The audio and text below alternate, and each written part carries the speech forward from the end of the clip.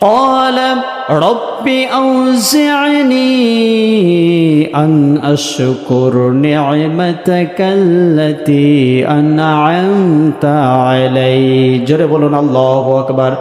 সুলাইমান আলাইহিস সালাম প্রথমে বলছেন, ওগো আল্লাহ তাআলা, আপনি আমাকে যে নিয়ামতগুলো দান করেছেন, এই নিয়ামতের শুকরগুজার বান্দা যেন আমি হতে পারি, সেই তৌফিক আপনি আমাকে দান করুন। আল্লাহু আকবার। সুলাইমান আলাইহিস সালাম বলছেন, ওগো আল্লাহ, আপনি আমাকে অনেক নিয়ামত দিয়েছেন।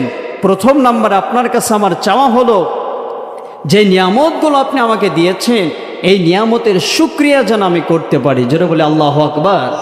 সুলাইমান আলাইহিস সালাম আল্লাহর কাছে আরও নিয়ামত চাইনি, তিনি বলছেন, আল্লাহ, যে নিয়ামত আপনি আমাকে দান করেছেন, এই নিয়ামতগুলোর শুকরিয়া যেন আমি করতে পারি। জোরে বলি সুবহানাল্লাহ। এজন্য সুলাইমান আলাইহিস সালামের কাছ থেকে আমাদেরকে শিক্ষা নিতে হবে। আল্লাহ তাআলা আমাদেরকেও নিয়ামত দিয়েছে কি দেয়নি বলেন? আল্লাহ তাআলা আমাদেরকেও নিয়ামত দিয়েছে।